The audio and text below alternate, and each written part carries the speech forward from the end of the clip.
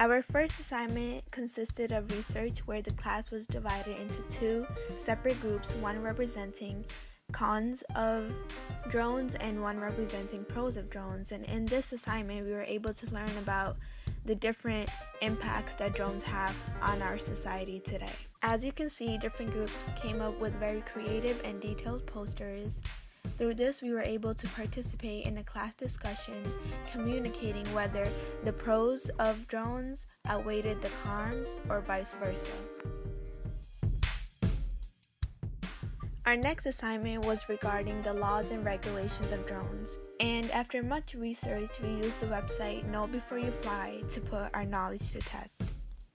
The significance of this was that we were able to learn even more about how important it is to know the rules and regulations regarding drones, and this would help us stay out of trouble if we were one day to fly our own drones.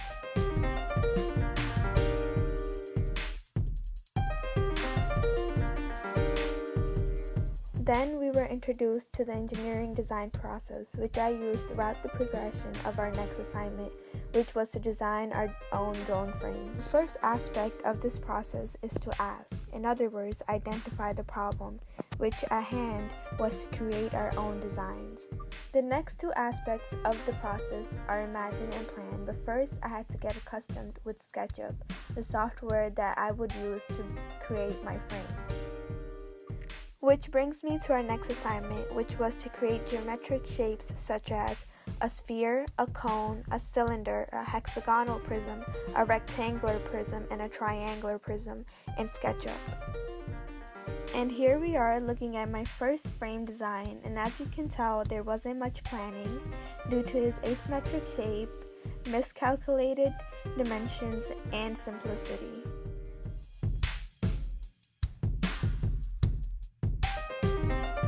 However, you can see that more planning was incorporated in my second design, as the shape is symmetrical, the dimensions are much better, and is more pleasing to the eye. In my third design, even more planning is evident. However, I left out many important details that are significant to the frame. For instance, how will the rubber tubes that hold the motors be attached to the drone, or whether the arms were long enough that the propellers wouldn't collide, or most importantly, will the weight of my frame be enough to carry the weight of all the different parts that will be attached to it. To ensure that our drone frames were the ideal weight, which is 4 grams, we were given an assignment in our group to develop a generic formula that would help us determine the weight of our frames. My group and I came up with weight equals volume times density.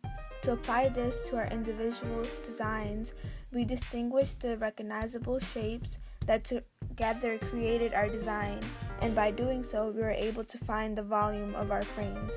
Once the volume was acquired, the easier part was to simply multiply that by the density of the base material, for which we used the value 9.48 centimeters cubed.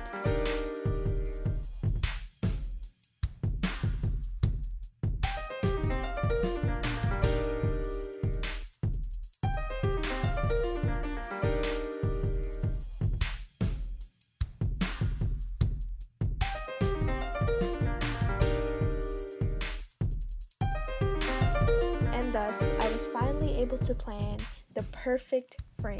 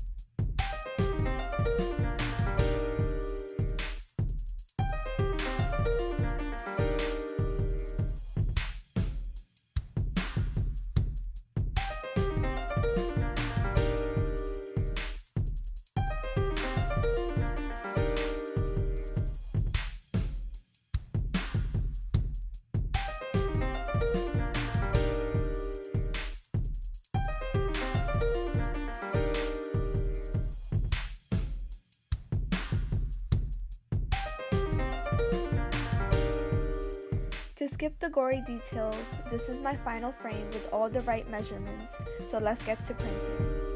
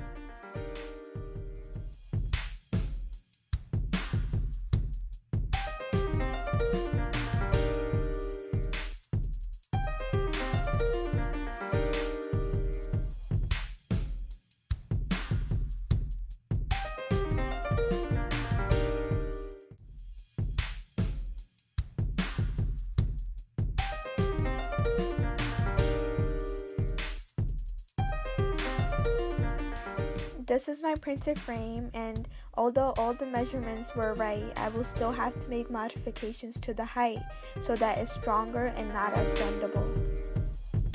This assignment was to create our unique and personal soldering designs while also getting familiar with the soldering machine.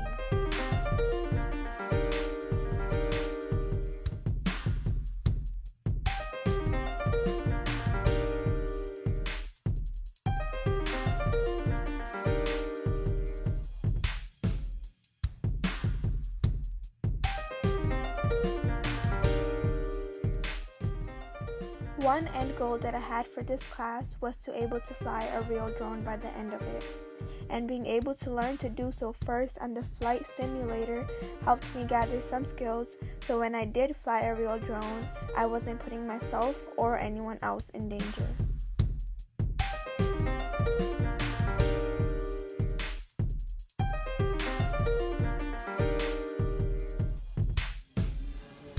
And finally, I was ready to fly after passing my flying test.